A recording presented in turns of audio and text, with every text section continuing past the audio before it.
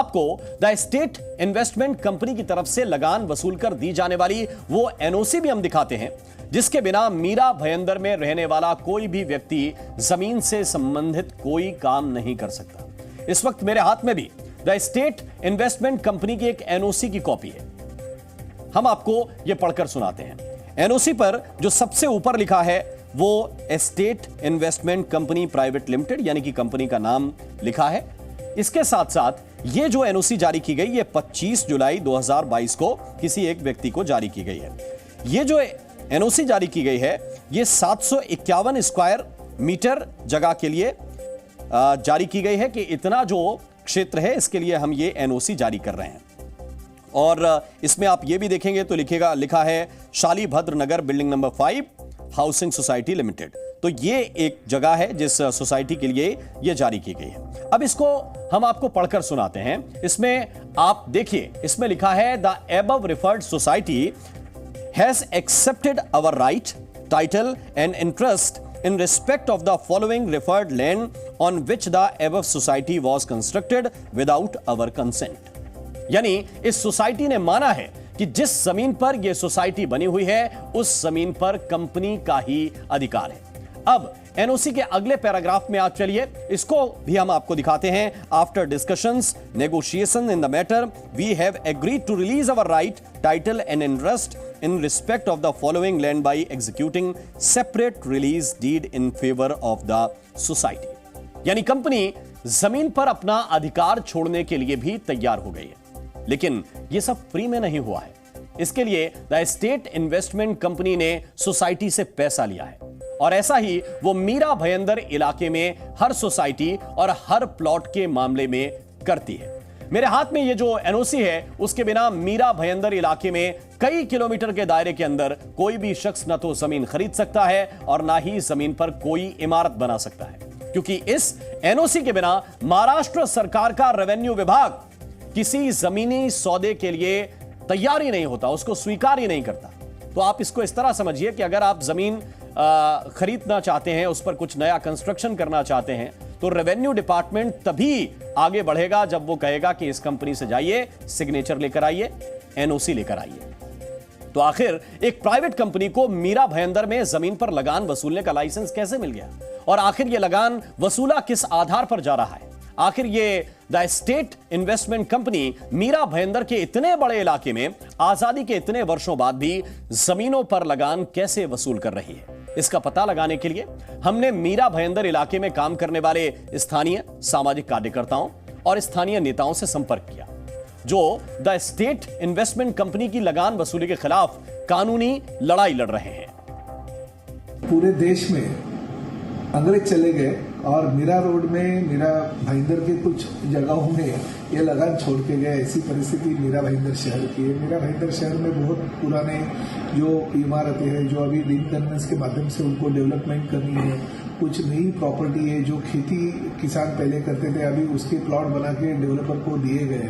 तो उसमें भी जो 7/12 अगर आप देखेंगे तो 7/12 पे ये स्टेट इन्वेस्टमेंट कंपनी का नाम है। कई महीनों पहले एक मुद्दा उठाया गया था विधानसभा में और उस दौरान वो नाम निकल गए थे, मगर फिर भी जो स्टेट इन्वेस्टमेंट कंपनी के प्रोपराइटर है वो उच्च न्यायालय में गए और उन्होंने वहां से स्टे की ऑर्डर लाई और उसकी वजह से फिर वो स्टेट इन्वेस्टमेंट कंपनी का नाम लग गया। 15 साल से मीरा भाईंदर का विधायक हूँ। बहुत वक्त मैंने विधानसभा में ये मुद्दा उठाया, मगर विधानसभा में मुद्दा उठाने के बाद भी जो रेवेन्यू मिनिस्टर है उनका एक ही उसमें जवाब आता है कि माननीय उच्च न्यायालय ने उसके ऊपर स्थगिति दी है तो हम कुछ नहीं कर सकते। मगर ये हकीकत है कि अंग्रेज गए मगर मीरा भाईंदर में ये लगान छोड़ के गया और देखिए ऐसी परिस्थिति पूरे देश में कहीं नहीं होगी। देखिए ऐसा है कि ये जो कंपनी थी the state investment private limited, इसको अराउंड 1945 के अराउंड इसके राइट्स मिले एज ए सुपर होल्डर या आप बोल सकते हैं कि लैंड होल्डर, लेकिन अल्टीमेटली ये गवर्नमेंट की एस्टेट है। अभी करीब करीब 8994 एकर्स जो है वो पूरा मुद्दा इतने एरिया को लेके चल रही है, जिसमें से अराउंड 2900 एकर्स जो है वो अलग अलग लोगों के नाम पे है। लेकिन जब अर्बन लैंड सीलिंग एक्ट आई थी उस समय पे you cannot hold more than 500 square feet, ऐसा एक मुद्दा था, आपको पता है।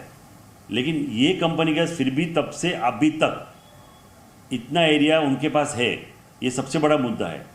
और दूसरा मुद्दा कि इस पे वो रेंट आज भी कलेक्ट कर रहे हैं, आज भी उसका रेवेन्यू बन रही है। तो ये दो मुद्दे सबसे बड़े हैं इसके अंदर। एक साल का जिक्र हुआ और वो वर्ष है 1945।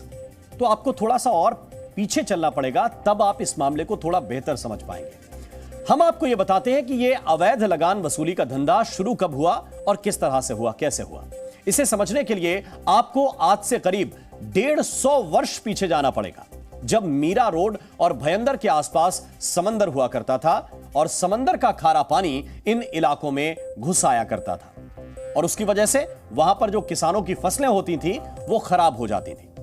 इस समस्या को दूर करने के लिए वर्ष 1870 में अंग्रेजों ने रामचंद्र लक्ष्मण जी नाम के एक जमींदार से एक सौदा किया। इस 150 वर्ष पुराने सौदे के कागज भी इस वक्त मेरे पास हैं, जो आप अपनी टीवी स्क्रीन पर भी इस वक्त देख रहे हैं। इस एग्रीमेंट में तय हुआ था कि इस इलाके के आसपास एक बांध जैसा स्ट्रक्चर बनाया जाएगा। यह कागज भी हम आपको थोड़ा करीब से दिखाना चाहते हैं, इसमें आप पढ़ भी सकते हैं। इसमें 7th day of November 1870, तो ये 1870 में हुआ, जिसमें secretary of state of India and council और रामचंद्र लक्ष्मण जी, इनके बीच ये करार हुआ। अब इसको हम आपको थोड़ा सा समझाते हैं। इसमें तय क्या हुआ था? इसमें यह तय हुआ था कि जो समंदर है, समंदर का खारा पानी किसानों के खेत में आ जाता है, उसको रोकने के लिए एक बांध बनाया जाएगा जो भयंदर से होते हुए मीरा रोड और फिर घोड़बंदर रोड तक जाएगा, जिससे इन इलाकों में जो समुद्र है उसका खारा पानी नहीं घुसेगा। इसके बदले में रामचंद्र लक्ष्मण जी इस इलाके के किसानों से अगले 999 साल तक यहां उगने वाली फसल का 1/3 हिस्सा लगान के तौर पर वसूल करेंगे। आपको फिर याद दिला दें कि यह जो एग्रीमेंट हुआ था यह 1870 में हुआ था, यानी तब से भारत को आजाद होने तक और इसके बाद आजादी के 75 वर्ष और इसमें आप जोड़ लीजिए, तो यानी अब तक मीरा भयंदर के लोगों से यह लगान वसूल किया जा रहा है। यह अपने आप में बहुत ही हैरानी की बात है कि अंग्रेजों के जमाने का लगान लोगों को आज तक भरना पड़ रहा है। और ऐसा भी नहीं है कि इसके खिलाफ कोई आवाज नहीं उठाता है, लेकिन जो भी आवाज उठाता है उसकी आवाज को दबा दिया जाता है। अब सवाल यह है कि द स्टेट इन्वेस्टमेंट कंपनी को यह लगान वसूलने का लाइसेंस कब और किस तरह से मिल गया। इसके भी सरकारी दस्तावेज हैं और वो दस्तावेज भी हम आप तक पहुंचाएंगे। दरअसल अंग्रेजों ने जिस जमींदार रामचंद्र लक्ष्मण जी को लगान वसूलने का हक दिया था, उन्होंने बाद में लगान वसूलने का काम जयाबेन भद्रसेन नाम की एक महिला को दे दिया। इसके बाद जयाबेन भद्रसेन ने वर्ष 1943 में लगान वसूलने का काम 3 लोगों को सौंप दिया और इन 3 लोगों के नाम थे गोविंद राम, राम नारायण और चिरंजी लाल श्रीलाल। इन तीनों की कंपनी का नाम था गोविंद राम ब्रदर्स।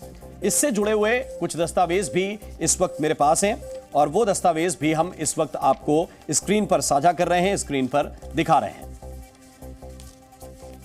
तो ये तस्वीर हम आपको दिखाना चाहते हैं जिसमें गोविंद राम ब्रदर्स लिमिटेड, इसमें आप देखेंगे राम नारायण श्रीलाल और चिरंजी लाल श्रीलाल। ये आपको ये स्पष्ट तौर पर नजर आएगा कि ये 3 लोग जो है वो जयाबेन के बाद इस काम को करने लगे। तो वर्ष 1945 में गोविंद राम ब्रदर्स ने लगान वसूलने का काम एक कंपनी को दे दिया और इस कंपनी का नाम है the state investment company. Zee news के पास 1945 के एग्रीमेंट की भी कॉपी है जिसमें गोविंद राम ब्रदर्स ने द स्टेट इन्वेस्टमेंट कंपनी को मीरा भयंदर के इलाके में लोगों से लगान वसूलने का ठेका देने का सौदा किया और तब से लेकर अब तक यही प्राइवेट कंपनी मीरा भयंदर के लोगों से इस लगान की वसूली कर रही है। यानी जो आखिरी ट्रांसफर हुआ वो 1945 का है, यानी कि आजादी से पहले का, और उसी के आधार पर अब तक वसूली चल रही है। तो अब जी न्यूज महाराष्ट्र की सरकार से कुछ सवाल पूछना चाहता है जो इस खबर को जानने के बाद शायद आपके मन में भी जरूर ही उठ रहे होंगे। और सबसे पहला सवाल यह है कि अंग्रेजों के जमाने में 1/3 फसल पर लगने वाला लगान आजादी के बाद जमीन की खरीद फरोख्त पर लगने वाले टैक्स में कैसे बदल गया। दूसरा सवाल यह है कि द स्टेट इन्वेस्टमेंट कंपनी को सिर्फ लगान वसूलने का ठेका मिला था, उसे मीरा भयंदर की पूरी जमीन पर मालिकाना हक कैसे मिल गया? यह बहुत ही महत्वपूर्ण सवाल है, क्योंकि बात तो लगान वसूलने की हुई थी। जब फसल उगेगी तो 1/3 हिस्सा उस फसल का देना पड़ेगा लगान। अब फसल नहीं उगेगी तो क्या सारी जमीन आपकी मान ली जाएगी? यह बहुत ही अहम सवाल है। तीसरा सवाल यह है कि अगर एक मिट्टी के बांध बनाने के एवज में अंग्रेजों ने यह लगान शुरू भी किया था, तो आजादी के बाद भी इसे कैसे जारी रखा गया, किन नियमों के तहत जारी रखा गया, और क्यों महाराष्ट्र का रेवेन्यू डिपार्टमेंट भी इस पर रोक नहीं लगाता?